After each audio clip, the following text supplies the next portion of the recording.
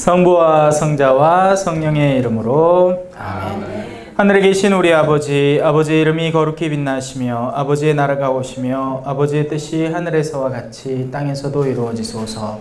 오늘 저희에게 일용할 양식을 주시고 저희에게 잘못한 일을 저희가 용서하오니 저희 죄를 용서하시고 저희를 유혹에 빠지지 않게 하시고 악에서 구하소서. 아멘. 성부와 성자와 성령의 이름으로 아멘. 지난 시간 어디까지 했는지 아시는 분? 물론 없으리라는 걸 제가 짐작을 했습니다. 지난 시간에 아마 9장 말까지 했을 거예요. 9장 마지막 부분부터 한번 보죠. 9장 내내 눈먼 사람에 대해서 다루고 9장 마지막쯤에 예수님과 함께 있던 몇몇 바리사이가 우리도 눈먼 자라는 말은 아니겠지요 라고 반문을 합니다. 그러자 예수님께서 그들에게 이르시죠. 너희가 눈이 먼 사람이었으면 오히려 죄가 없었을 것이다. 그러나 지금 너희가 우리는 잘 본다 하고 있으니 너희 죄는 그대로 남아있다.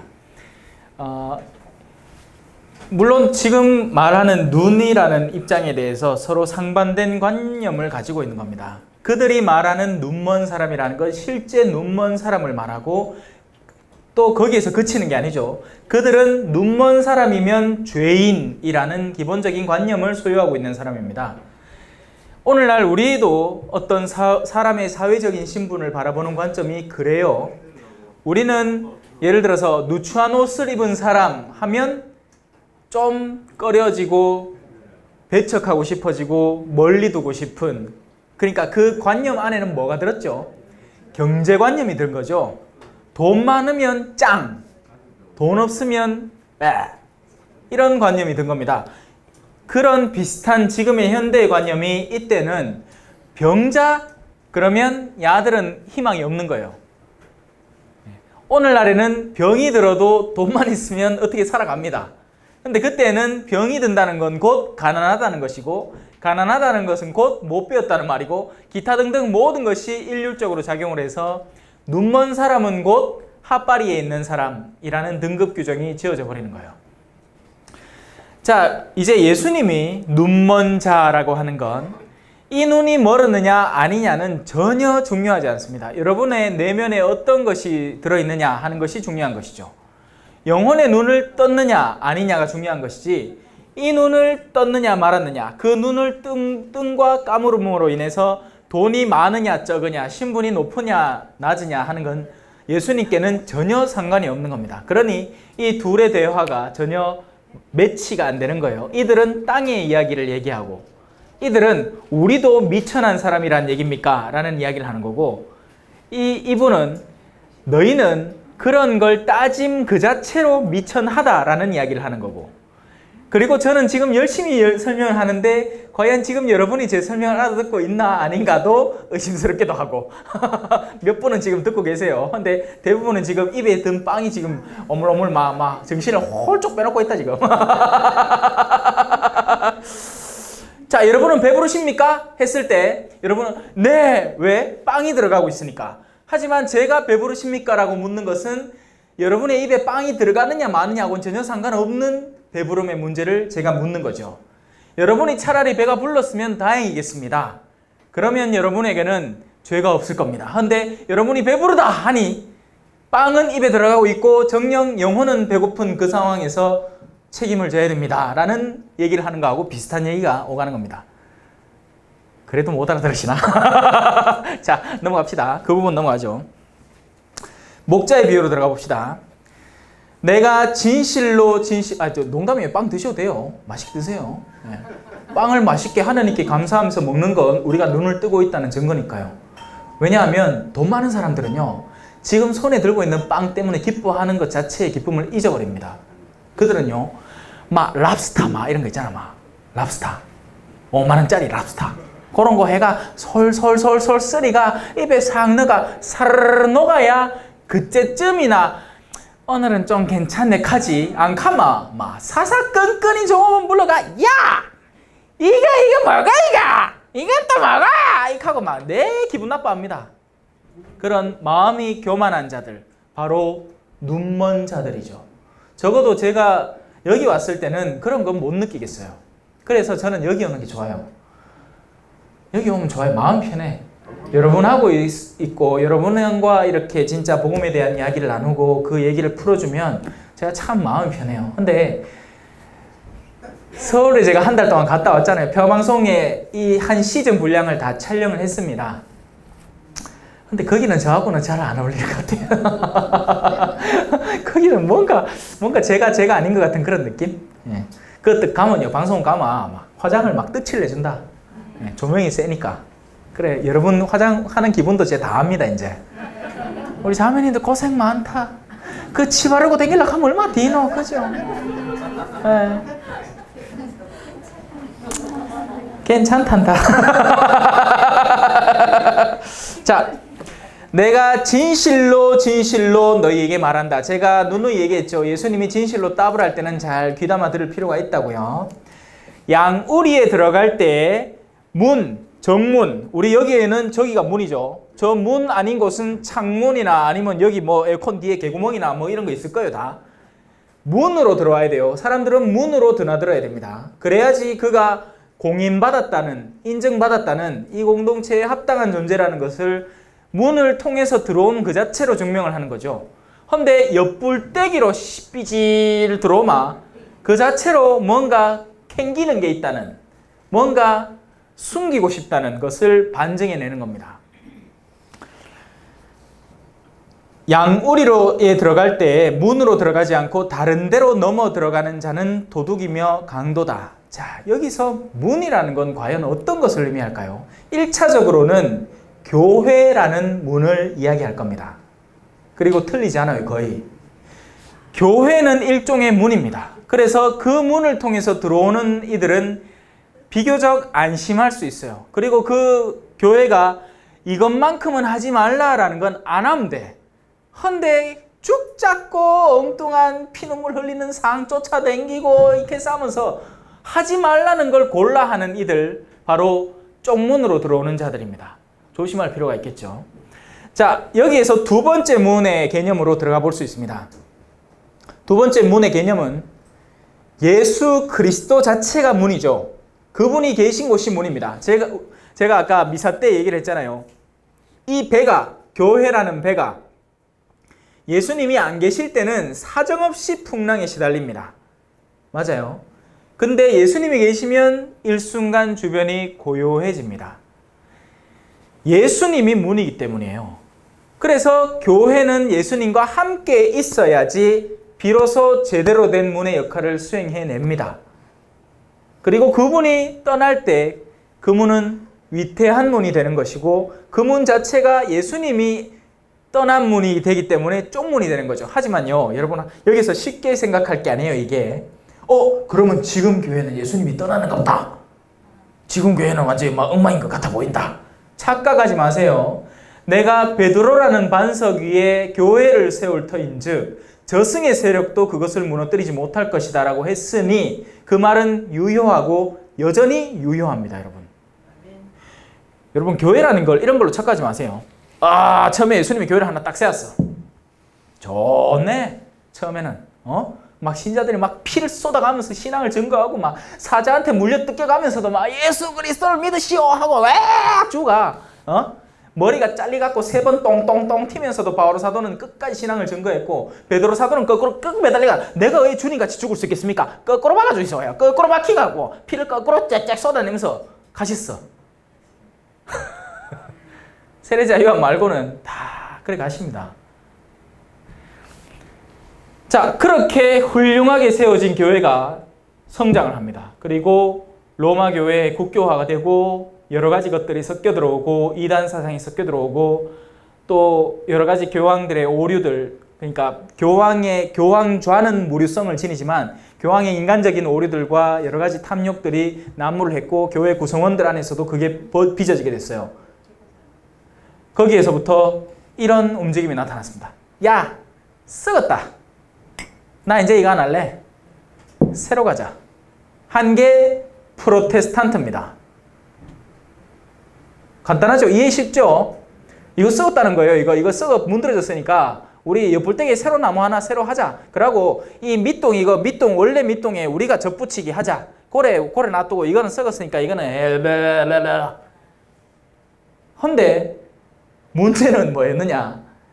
이들은 그 첫 번의 갈라짐을 통해서 새로운 갈라짐을 당연히 예배하겠죠. 왜? 지들하고 완벽할 수가 없잖아. 자, 잘 따라오고 계십니까? 그래서 여기에서 또 갈라집니다. 그리고 교리 좀 다르다고 이어서 갈라지고, 여기서는 기분 나쁘다고 갈라지고 여는 담임 목사 싫다고 갈라지고, 여는 봉사자 싫다고 갈라지고, 갈라지고 지금 개신교 한국 내에 파만 260여 개의 종파가 있습니다. 그 가운데 당연히 이단도 빠져나올 수 있겠죠. 정통교리에 당연히 어긋나게 될 거예요. 그리고 가들은 먹고 살아야 돼. 물론 우리도 먹고 살아야 되지만, 우리는 먹고 살지 않아도 된다는 얘기는 아니지만, 가들은 더 철두철미하게 먹고 살아야 되기 때문에 그런 일들이 더 가중됩니다. 그렇기 때문에 내 교회 사람이 한번 생기고 나면 그 사람이 설령 서울에서 부산으로 이사를 가도 니는 우리 교회에 와야 된다는 속인주의가 팽배해 있고, 우리 가톨릭은 어떻죠? 우리가 어디 가서 상관없어. 네. 그렇게 된 거예요. 자, 그러면 우리 측 교회에서 말하는 건 뭐냐? 개신교 측 의견 들어봤잖아요. 이거 썩었으니까 그거 잘라보고 그거다 우리 접붙이게 하고 우리가 순수한 교회다. 근데 거기서부터 갈라져 나가고 또 아이고 이 교회도 썩었네. 우리가 순수하다고, 저마다 순수하다고 얘기를 하고 있는 상황이고, 그게 200 몇십 몇 개가 우리나라 안에만 있는 것이고, 우리나라 안에는 주로는 칼뱅파고 정작 루터파는 잘 들어오지도 않았고, 그런 현실입니다. 자, 가톨릭은 그럼 어떤 얘기냐? 상했어 나무가 한 층이 썩어 나갑니다. 그래서 그에 반하는 정화운동이 일어났어요. 중세기 때 수도운동이 일어난 거예요. 그 전까지는 수도 뭐고 짜더라 별거 없었습니다. 그냥 사막의 은수자 이런 교부들이나 있었지, 뭐 딱히 뭐 본격적인 수도운동이 일어나고 뭐 프란치스칸에 도미니칸에 이런 거 생기지도 않았어요. 교회가 기우는 만큼 그것을 일으키는 정화작업이, 자정작업이 계속되어 왔습니다. 그렇게 해서 교회는 다시 성장하고 또 성장하고 또 성장해 나가는 거죠. 여전히 교회는 진통하고 있고, 그 이면에는 그 교회를 정화시키는 움직임이 끊임없이 이어지고 있습니다. 그게 가톨릭 측 얘기예요. 자, 그래서 문이라는 것은 삐뚤어질 수도 가능성이 조금은 있죠. 근데 여기서 우리는 진짜 문이 무엇이냐를 올바로 이해를 해야 되는 겁니다. 그 문은 인간이 만들어낸 어떤 제도나 어떤 요소에 있는 것이 아니라 바로 예수 그리스도가 문입니다. 그래서 그 문을 통과해 왔느냐 아니냐를 중심으로 분별할 줄을 알아야 돼요. 자, 그래, 거기까지 합시다. 넘어가요. 문으로 들어가는 이는 양들의 목자다. 문지기는 알아서 목자가 오면 그 문을 열어줍니다. 여러분 안에는 문지기가 있어요. 여러분들의 각자의 영혼은 목자를 알아보는 문지기들을 지니고 있습니다. 그래서 예수 그리스도의 가르침을 본격적으로 들을 때 여러분의 마음은 열리기 시작합니다. 제가 얼마 전에 그 평화방송 강좌를 하고 게시판에 글이 하나 올라왔어요. 자기의 소위 신앙 체험담을 나눈 사람 이야기죠. 지금 여러분들이 가서 읽어보셔도 돼. 무슨 얘기를 하냐면 자기 아버지가 10년 동안 냉담을 했다나 뭐 하여튼 그랬대요. 근데 그 자매가 이제 자기 아버지 집에 갈 때마다 일부러 제 유튜브 방송을 시끄럽게 틀어놓고 아버지 듣게끔, 같이 일하면서 듣게끔 그렇게 했더니 아버지가 아무런 미동도 하지 않는 것처럼 보였는데 한날은 와서는 내가 죄가 많은데 이래도 하느님이 날 받아주시려나 하는 얘기를 하더라는 거죠. 그래, 그 얘기를 듣고 너무나 기뻤답니다. 불가능은 없구나. 여러분, 우리 마음속에는요, 참된 가르침, 진리라는 것을 늘 갈구하고 목말라 하는 문지기가 존재를 합니다. 그래서 그 문지기는 주인의 목소리를 잘 알기 때문에 주인이 다가오면 그 문을 열고 그분을 받아들일 준비를 갖춰요. 물론 그때그때 달라요. 문지기가 문 연락하는데 엿불떼기에 온갖 자신의 악습과 제약이 그걸 가로막아서 문 열지 마! 저 사람 들어오면 우리 다 죽는다! 속에 7마귀가 들어있었던 여인처럼. 감 잡으세요? 그런 상황에 있는 사람이면 문지기가 아무리 문을 열려고 해도 옆불떼기에서 문을 다 닫아버립니다. 속에 탐욕이 많고 이기심이 많고 시기심이 많고 질투가 많고 곧잘 분노하고 격분하는 그런 성정을 지닌 사람이면 문지기가 아무리 진리의 목소리를 듣고 문을 열려고 시도를 해도 자기가 닫아버리는 거예요. 이거 심각한 긴데 이거. 심각한 긴데 이거 잘 알아들으셔야지 본인들의 문을 열 수 있게 되는 겁니다. 여러분, 그래서 어린이와 같이 되라고 하잖아요. 철부지들은요, 순진하고 단순명료해요. 그 사람이 착한 사람이기 때문에 그냥 가서 도와줘. 착한 사람이기 때문에 그냥 다가가요. 뭘 재고 자시고 하진 않아. 근데 우리는 어쩌죠? 엄마야 거지가 저 있네. 엄마야 도와주고 싶은데 내가 저 가고 돈 뜯지면 주변에서 뭐라 하겠노? 아유. 욕하고 지나가. 불쌍한 사람이 있으면 도와주면 되죠. 근데 그걸 못 도와주게 가로막는 요소들이 우리 안에 잔뜩 있다는 겁니다. 남편하고 이야기를 하는데, 그죠? 오늘 좀 얘기 좀 하자 해갖고 얘기를 시작했어. 근데 남편이 바른 소리를 해. 근데 그 소리를 그대로 하면 내가 원하는 백을 못 사거든. 그러니까 그때부터 말도 안 되는 남편 과거를 다 끄집어내기 시작합니다. 당신이 그랬잖아. 당신이 내 신혼 때 그랬는 거 기억나나? 기억 안 나지 당연히. 무슨 말인지 아시겠죠? 이게 정말 그때의 섭섭함을 느껴서 그런 게 아니고 그때 상황을 무마시키기 위해서 그런 요소들을 즉각적으로 꺼내는 일이 비일비재하다는 겁니다. 문지기가 문을 이제 열자고, 그래 당신 하는 말 맞으니까 내가 그걸 받아들이고 당신한테 미안하다 한마디 하면 그냥 끝날 문제를 우리는 문을 꼭 닫고 있는 거예요. 안 된다. 이 열리면 우리 죽는다. 죽기는 그때부터 사는구만. 지금 문을 닫아놓은 그놈들 때문에 내가 죽을 판인데. 자, 양들은 그의 목소리를 알아듣는다. 그래서 지금 여기 목자의 비유는요, 한 개인의 내면 안으로도 살펴볼 수 있고요. 제가 말한 것처럼 우리 안에 있는 문지기와 그 안에 있는 양들, 우리의 선한 성정들 말이에요. 진리를 진리로 받아들일 줄 알고 인내심을 인내로움으로 받아들일 줄 알고 친절을 친절 그대로 받아들일 줄 아는 우리의 양들 말이에요. 양들. 그게 양들이에요. 여러분 안에는 그 양들이 아직 있어요. 안 죽여놨으면. 근데 양들이 전부 다 양이 아니고 한 부글부글 일이라. 참 큰일 나. 여러분이 친절이라고 갖고 있는 게 친절이 아니야 사실은. 친절이 아니고 저 사람이 날 어떻게 보겠노 하는 교만 때문에 친절한 척하는 걸 잔뜩 키워놨어요. 그러면 그 안에 양이 있는 게 아니고 늑대가 숨어 있는 거예요. 그런 병든 이들이 얼마나 많은지 모릅니다. 한 개인 단위로. 지는 근데 착하대. 그런 사람들 지가 착하대. 엄마야, 진짜 착한 게 뭔지를 단 한 번도 체험해보지 못한 사람들입니다. 여러분, 착하다는 건요, 성격이 좋다는 게 착한 게 아니에요. 야, 오늘 이어 가자. 오늘 저 가자. 오늘 죄지러 가자. 이거 착한 거 아닙니다. 이거 멍청한 거지. 착한 건요, 자, 우리 이 사람 도로 갈까? 네. 자, 오늘 우리 도둑질 할까? 그건 안 되겠는데요. 이게 착한 겁니다. 이게 착한 거예요. 긴 건 기다, 아닌 건 아니다. 예할 건 예하고 아니할 건 아니하세요. 그게 착한 거지. 대놓고 다 쫓아가고 그래 뭐 알아서 해라 한다고 다 착한 게 아니에요. 그거는 뭐라 해야 되죠? 그거는 순디기지, 순디기. 근데 그 순디기는 줏대 없는 순디기인 거죠. 자, 이제 한번 잘 들어보세요. 목자의 목소리를 알아듣는 양들이 내면에 존재를 해야 됩니다. 근데 도둑이 와갖고 가자. 왜요? 요새 개그 프로에 그런 거 있대. 누구누구야. 왜 예를 들어 우리 사장님과 하용수 사장님 가자 하고 막 저승사자가 막 부르는데 그거 지지지 따라가면 큰일 나잖아. 그거하고 똑같은 현대인들이 얼마나 많은지 모른다는 겁니다. 자, 돈 쉽게 벌게 해줄게 가자 한테 따라가고 앉았는 게야.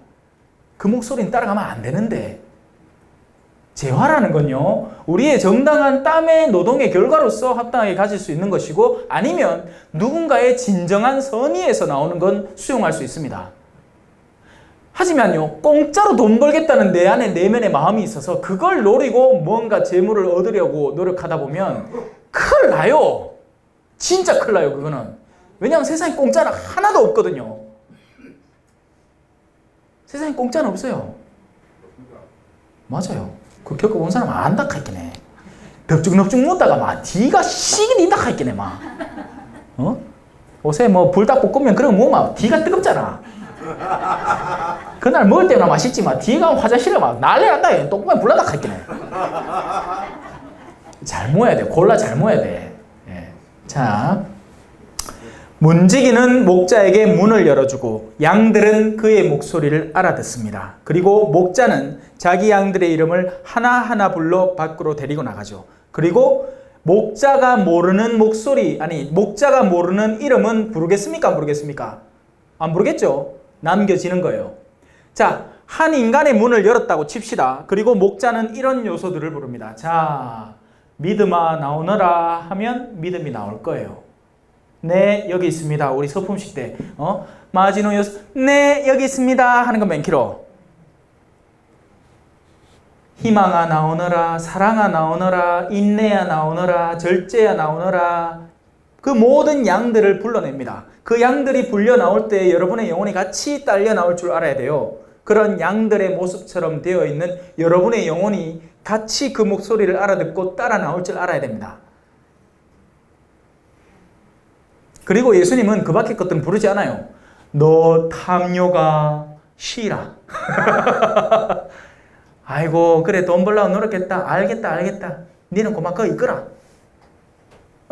그래 니 이쁘다. 그래 외모에 그렇게 집착해온 니네 고마 그거 앉아있으라. 왜냐하면 그런 것들은 하늘나라에서 전혀 소용되지 않기 때문이죠.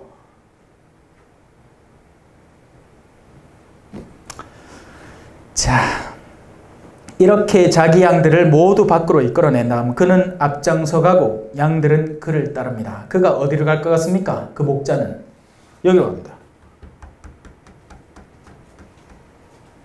한 개인에게서 빠져나오게 된 그런 선한 의지들은 정화의 시기를 거치게 됩니다. 십자가로 가게 돼요. 목자는 십자가로 이끌습니다. 여러분들을 광야로 이끌어요. 이스라엘 백성은 이집트에서 빠져나온 뒤에 광야의 삶을 체험을 했습니다. 광야로 갔어야 해요. 그래야 남아있는 찌꺼기들이 더욱 깨끗이 정화가 되겠죠. 황금은요, 불로 정렬을 받지 않은 황금, 그냥 금괴에 그냥 들러붙어 있는 황금, 정화되지 않은 금은 그 자체로는 크게 소용이 없습니다, 여러분. 정련이 되고 더 순수해져서 그 다음에 귀금속이 되는 거죠. 양들이 그의 목소리를 알기 때문이다. 그러나 낯선 사람은 따르지 않고 오히려 피해 달아난다. 부르는 목소리에는 옛날에 영화 제목 중에 그놈 목소리를 한 게 있었어요. 네. 부르는 목소리에는 목자 목소리만 있는 게 아닙니다.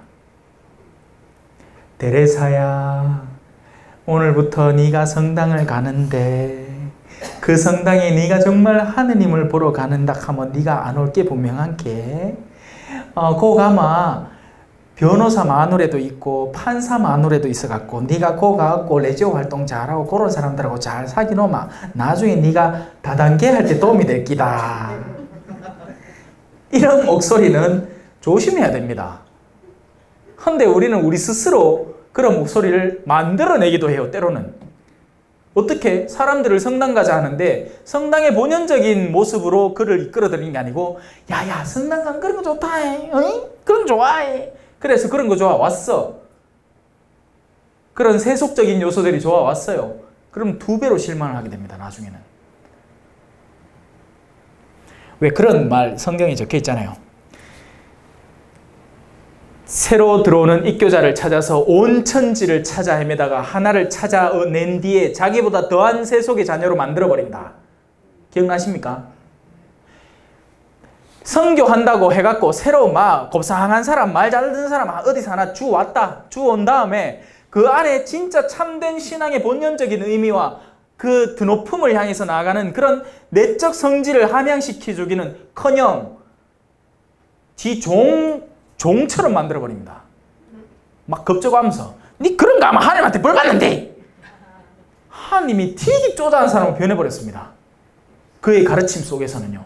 하나님은 용서하고 끌어안고 부러진 갈대를 꺾지 않고 꺼져가는 심지를 끄지 않으시는 분인데 이 사람의 말 속에는 상대를 겁주려는 의도가 다분해요. 겁을 주면 가지고 놀기 쉽기 때문이죠. 그래서 겁주려고 시도하는 가르침을 조심하십시오, 여러분. 여러분은 하나님 앞에서 기쁘게 살아가셔야 돼요. 기쁘게. 우리의 신앙생활의 근간은 기쁨입니다, 여러분. 겁이 아니고요. 성체 녹화무라잉. 언제부터 그래 가르치는데 예수님이 전부 다 그러면 제자들한테 이따 심한 거 쪼갈라주면서 녹화무라. 앵간히 녹화 묻겠다. 그런 건 본질적인 가르침이 아닙니다.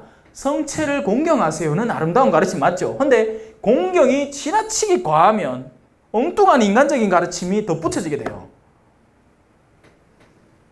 그런 것들이 많습니다. 교회 안에. 그게 다 하느님이 원래 그렇게 하라고 한 것들을 가르치는 게 아니라 자기가 생각해서 이렇게 하면 사람들을 다루기 쉽겠구나 한 것들이 덧붙여지기 시작한 거예요. 제대의 인사할까 감실의 인사할까 아무 때나 하세요. 뭐가 중요합니까? 예수님께 인사드리는 게 중요하죠. 내가 제대를 보면서 예수님을 떠올리고 인사를 했는데 그게 무슨 죄가 됩니까? 니와 감실 보고 인사 안 하노? 그래 잘하는 니는 감실 보면서 맨날 인사할 때마다 예수님 떠올리나? 한번 물어보십시오. 말 뭐 할걸? 말 안 하겠지. 아니면 구라를 치든지. 내 떠올린다. 앵간히 잘 떠올리겠다. 그러면 그거나 열심히 하지. 뭔 남 어디다 보고 인사하는지 쳐다보고 앉았어? 요런 걸 내가 평화방송 갖고 뭐 한다 할게네. 그거는 막 얼마나 곱상하게 얌전하게 그렇잖아요? 이거 빨리 대파주세요. 이렇게.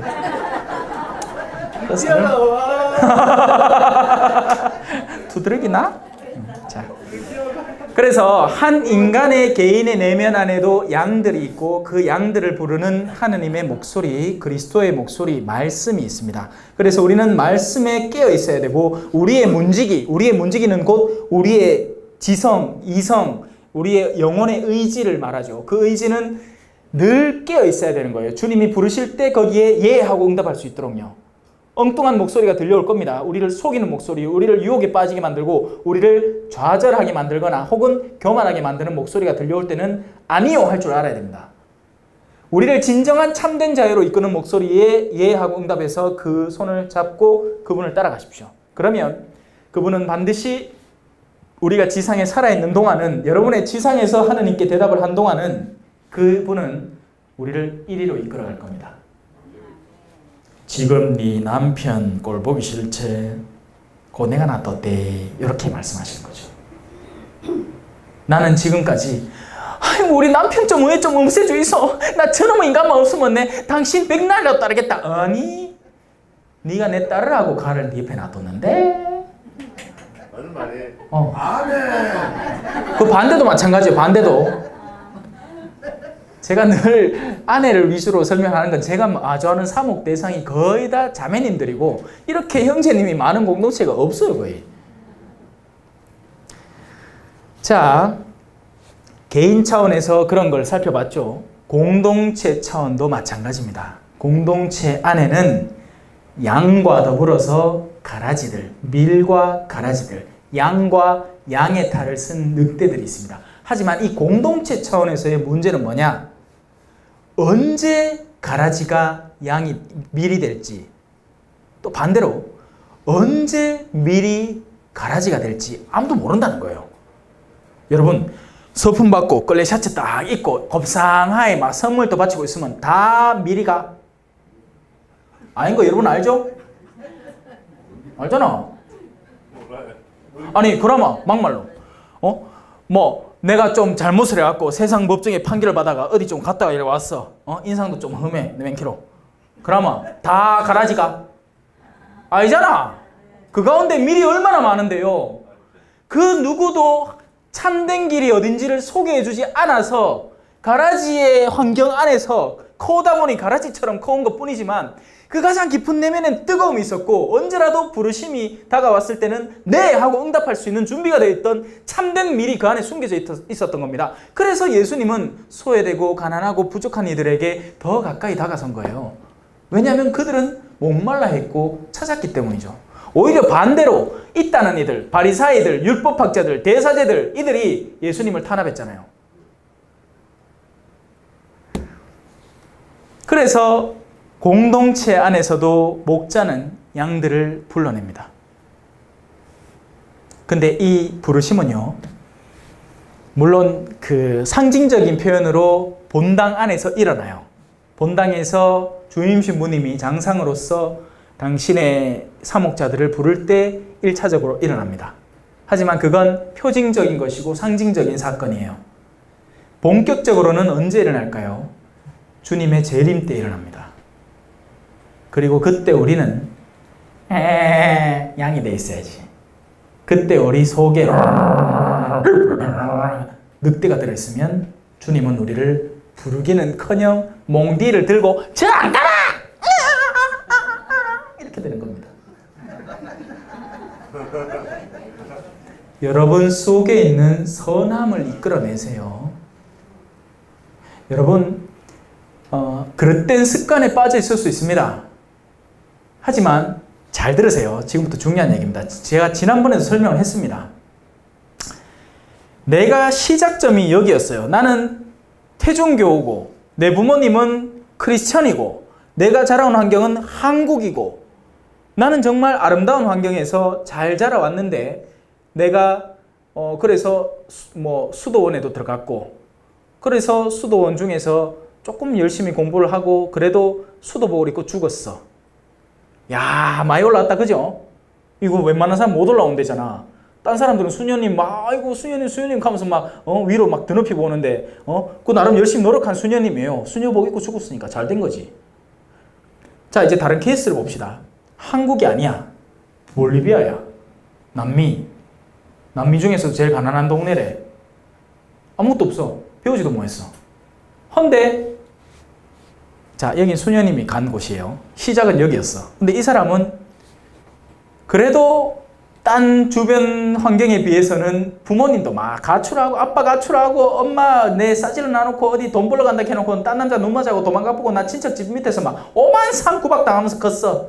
그런 가운데에도 내가 내 양심의 소리를 따라서 열심히 참된 길을 찾아 나갔고 적어도 내 기준에 틀린 일은 안 하려고 노력해 왔습니다. 근데 그러다가 도저히 견디지 못해갖고 내 동생들이 막 울어 제끼는데 돈 벌 수단은 없고 그래서 몸을 팔게 됐어요.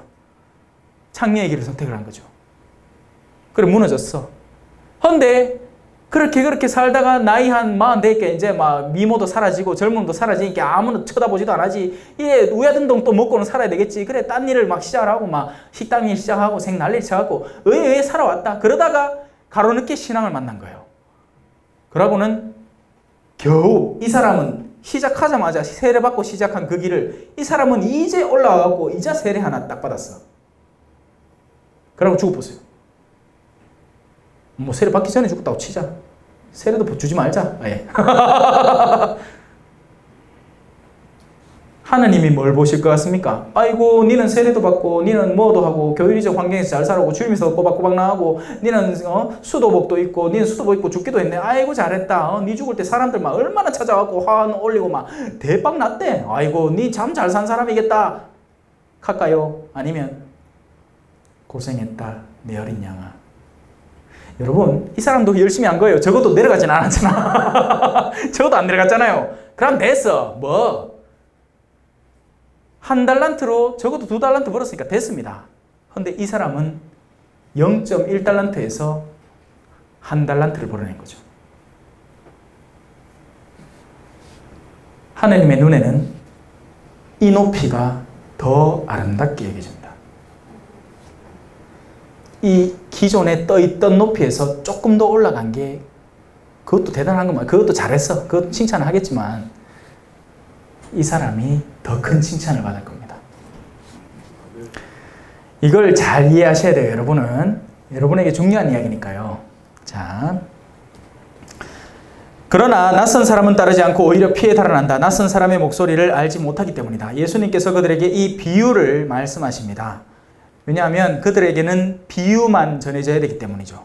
비유라는 것은 그 속에 숨겨진 뜻이 밝혀지면 두 가지 반응이 일어날 거예요. 이런 걸 알려줘서 고맙습니다 하는 사람하고 왜 이딴 얘기를 나한테 하느냐고 기분 나빠하는 두 사람으로 나뉩니다. 그래서 그건 비유라는 두꺼운 장막 속에 감춰진 채 우리에게 전해져요. 사서 고생할 필요는 없잖아. 사서 그런 사람들의 신기를 건드려가지고 그런 사람들을 화내게 만들 필요는 없잖아요. 그래서 비유라는 것 안에 감싸두십니다. 그런데 그 비유는요, 궁금해하는 사람, 더 알고 싶은 사람에게는 가려져 있지 않습니다. 그 사람은 찾아 들어가면 찾아 들어갈수록 그 말씀의 본질을 이해하고 그 안에 숨겨져 있는 씨앗을 얻어내는 사람이에요. 그래서 비유가 선물됩니다. 두 부류의 사람에게. 아예 모를 것 같으면 너희는 그냥 비유만 받아들이고 먹고 떨어져라. 헌데 찾으려는 사람은 다가오너라. 알려주마가 되는 거죠. 그러나 그들은 예수님께서 자기들에게 이야기하는 것이 무슨 뜻인지 깨닫지 못하는 겁니다. 그래서 예수님은 당신과 당신 제자들의 1차적인 보호를 합니다. 예수님이 대놓고 시작부터 야, 이 율법학자, 이 정신 나간 인간들아, 똑바로 안 서라! 바리사이는 똑바로 해라! 이딴 식으로 했더라면 3년이고 자식 없었을 겁니다. 3개월 만에 십자가형 당했을 거예요. 그래서 예수님은 현명한 방법을 취하신 거죠. 이해하는데 굼뜨도록 만들어버리신 겁니다. 뭔가 우리에 대해서 뭔가 얘기하는 것 같은데 저 얘기는 누구나 다 할 수 있는 이야기인데 씨 뿌리는 사람의 비유는 누구나 다 할 수 있는 이야기잖아. 또 뭐 양들 이야기, 뭐 양들의 부르고 안 부르고 하는 이야기는 목자라면 누구나 할 수 있는 이야기 같은데 저 얘기를 우리한테 왜 하지 하고 아리송하게 만들어버린 거지. 나는 착한 목자다 라는 제목입니다. 예수님께서 다시 이르십니다. 내가 진실로 진실로 너에게 말한다. 자, 또 진실로 나왔습니다. 진실로 완전히 퍼레이드다, 그죠? 예. 나는 양들의 문이다. 이제 예수님께서 밝히시는 겁니다. 내가 문이라고.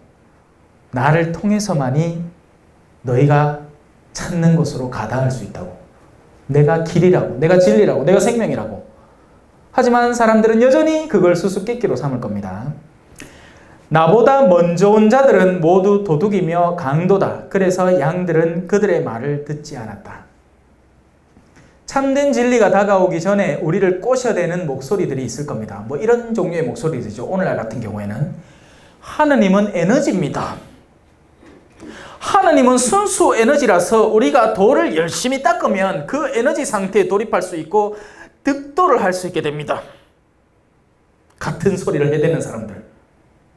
하느님의 신성을 부정하고 하느님을 물질적인 차원으로 뒤바꿔버리며 예수 그리스도의 존재 자체를 무시해버리는 이들이죠. 그리고 여러분, 아닌 것 같죠? 수많은 젊은이들이 지금 이런 사상에 휘말려 있습니다. 그리고 수많은 할리우드 무비들 안에 이런 사상들이 숨어 있습니다. 아, 세상 별거 없구나. 죽으면 다 에너지였던 게 그냥 에너지로 돌아가는 거구나. 그러니 내가 뭔 짓을 하더라도 괜찮겠구나가 결론이 되어버린 거죠. 지금 이거 심각한 얘기인데 내 혼자 심각하네. 여러분, 이런 사상이 팽배해 있습니다. 여러분, 최근 나온 영화 있죠? 신과 함께란 영화. 천주교 신자들이 그거 보고는 와 재밌다 해요. 재미는 있겠지. 스펙터클한 장면이 펼쳐지고 막 부사지고 막 특수효과 써가지고 막 난리가 나니까. 그런데 그 핵심 사상 안에 숨어있는 그 요소들은요, 우리 천주교 신자들의 미약한 신앙을 확 흔들어 버리는 겁니다. 죽고 나면 저런가? 어머야 염라대왕 저 잘생겼네, 이정재네. 아니, 신들 중에 신이라는 염라대왕이면 죽기 전에 이미 알아야죠. 그 인간의 상황을. 그때 갖고 무슨 심판이 필요합니까? 죽음이 마지막 순간인 거예요. 죽음으로 이미 심판이 끝장나는 겁니다. 심판은 이미 여기서부터 진행되어 가는 거지. 우리가 죽고 나서 요소 따지다 보니까 진실한 심판의 의미 도대체가 찾을 수가 없어가 되는 게 아니에요. 심판은 여러분이 이미 하는 겁니다. 어떻게 해요? 여러분이 선을 사랑하면 이미 선으로 심판받은 겁니다. 반면 여러분이 악을 즐기고 어둠의 요소들에 빠져들 때 이미 여러분은 그 자체를 선호하는 내면을 갖추고 있는 거죠. 누군가를 험담하는 걸 즐기고 내 책임을 타인에게 돌리는 걸 즐기고 거짓말하고, 왜냐하면 악마는 거짓의 압이니까 아마 이런 거는 괜찮아 하면서 사소한 거짓말을 갖고 있다가 그 거짓말이 점점 확장되어 가고, 그런 체험 없습니까? 거짓말 한마디 했다가 그 거짓말 지키려고 거짓말 2마디 해야 되고, 그 거짓말 지키려고 거짓말 3마디 해야 돼. 그러다 보면 결국 나 자신이 거짓스럽게 되어 있는 거죠. 그리고는 진리가 다가오면 진리를 무서워하는 겁니다. 그 자체가 심판이에요, 여러분. 무슨 심판을 도발해요? 진리가 다가왔는데 진리를 두려워하고 있잖아. 그만한 심판이 어딨노? 진리를 즐겨야지. 빛이 다가왔는데 빛을 즐겨야지. 빛이 다가왔는데 내가 바퀴벌레랑 하고 막 틈 사이로 막 어둠을 찾아가 막 들어간다. 우리의 육신의 이 지킨 방어성이 무너지면 그 안에 숨어있던 빛과 어둠이 그 자체로 드러나 버립니다. 암만 구라치고 위선적으로 해봐야 소용이 없어요. 속으로는 사실은 진짜 돈을 미친 듯이 사랑하는데 겉으로는 나는 돈에는 관심 없고 해봐야 소용없습니다. 그 안에 숨어있던 것이 확연히 드러나게 될 테니까요. 그리고 그건 이미 하느님이 아세요. 헌데 그런 영화들은 우리의 일을 안심시켜주는 거죠. 아, 죽고 나서도 변명할 수 있겠구나. 변명의 여지는 전혀 없을 겁니다. 지금은 자비의 시대예요. 지금 우리가 숨을 쉬고 살아있고 구세주가 이미 오셨기 때문에 이분에게 따라가는 길이 우리에게 남은 구조의 길입니다. 지금은 구조하는 시대예요. 구조.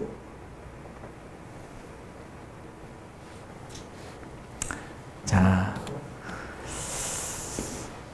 나보다 먼저 온 자들은 모두 도둑이며 강도다.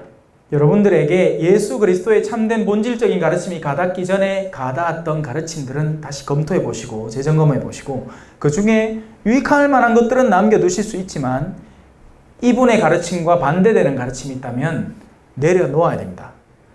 여러분 서점 가보세요. 수많은 성공술과 처세술들이 있습니다. 상대 대화에서 이기는 방법과 같은 식의 요소들, 그런 것들이 바로 먼저 온 도둑들입니다. 그럼 예수 그리스도는 뭘 가르칠까요? 예수 그리스도는 예할 건 예하고 아니할 건 아니하라. 그리고 십자가에 대한 가르침을 우리에게 전해주세요. 인생은 우리가 져나가야 하는 책임이고 일종의 작은 십자가입니다. 그걸 거부하도록 우리를 이끄는 수많은 가르침들은 아무리 귀에 달아도 거짓 목자고 거짓 가르침이에요. 넘어갑시다. 누구든지 나를 통하여 들어오면 구원을 받고 또 드나들며 풀밭을 찾아 얻을 것이다. 그러면 그 이면의 도둑은 뭐하러 올까요? 도둑은 다만 훔치고 죽이고 멸망시키려고 올 뿐이다. 자, 여러분, 도둑은요, 그 목적이, 도둑이 걔한테 소세지를 왜 줄까요? 걔를 일단 구슬리려고. 근데 최종적으로 걔를 보살피려고 하는 걸까요? 아니면 다른 목적이 있어서 하는 걸까요? 당연히 다른 목적이죠.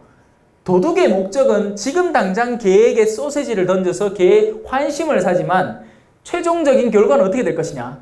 집을 싹 다 털 것이고, 그러면 집주인이 화가 나가지고 우린 그럼 걔 놈의 걔 어디 갔노? 이놈 개 같은 개 어디 갔노?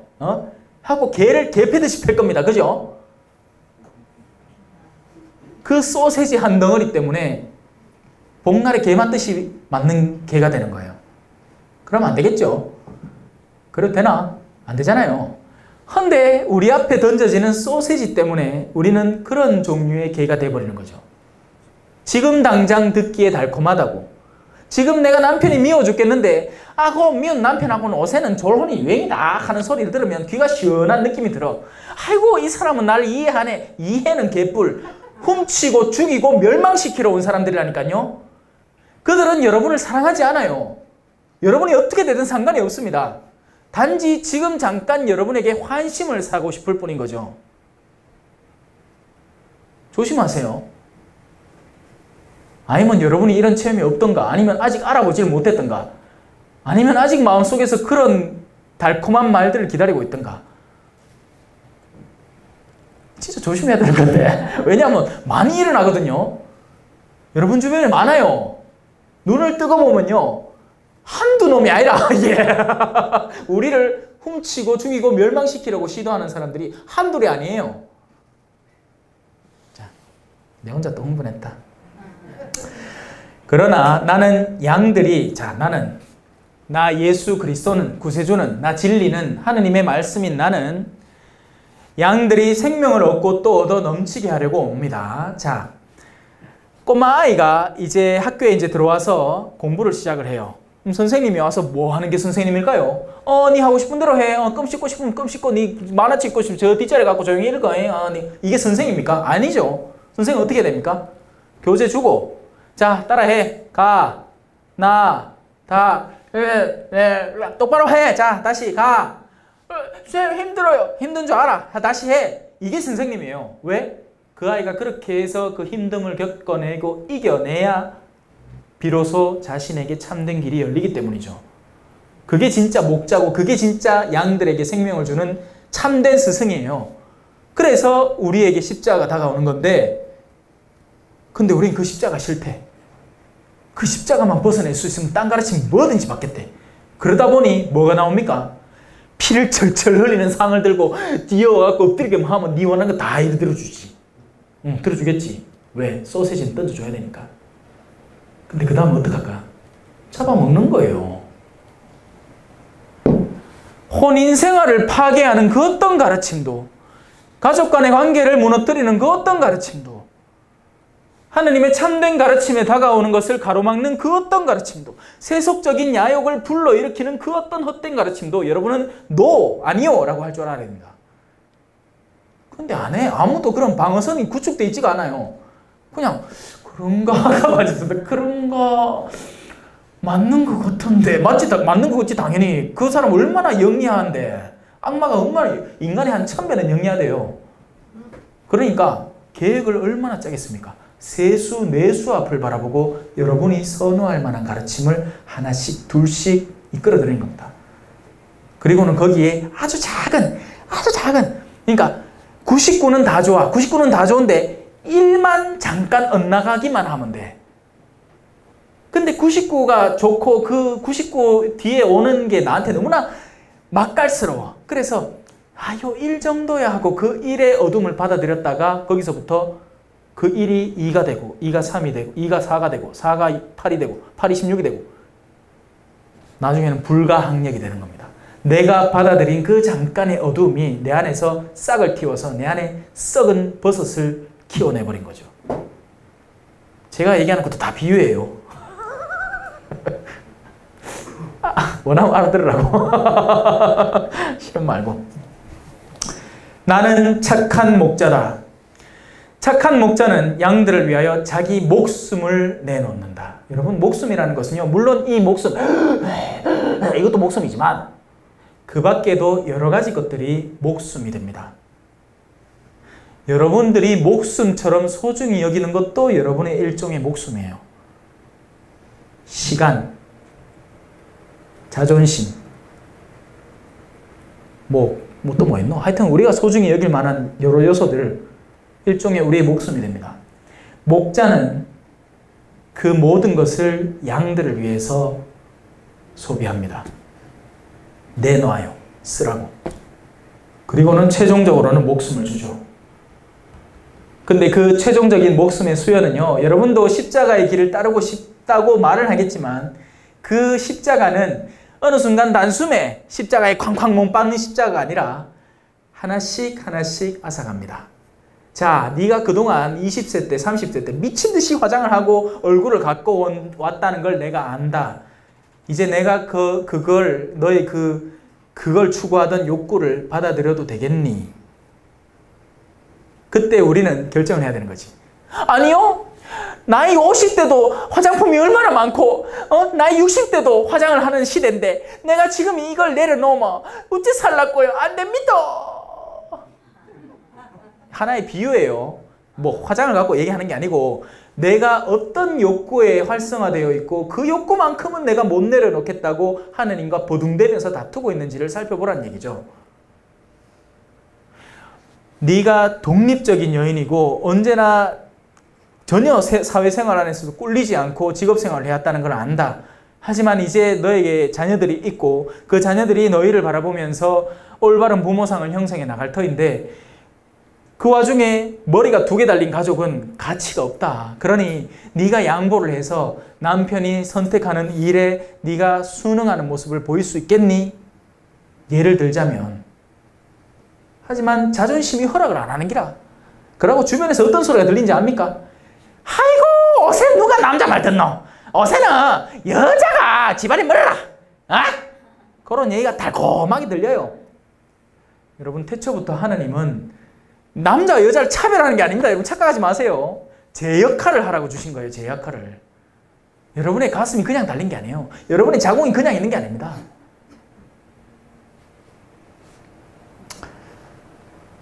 자, 나는 삭구는 착한 목자는 양들을 위해서 목숨을 내어놓는 자기가 가진 건 모두 다 쏟아붓는 사람입니다. 좀 쉬자. 성부와 성자와 성령의 이름으로 아멘. 영광이 성부와 성자와 성령께 참과 같이 이제와 항상 영원히 아멘. 성부와 성자와 성령의 이름으로 아멘. 10분 쉬시고 오시세요. 감사합니다.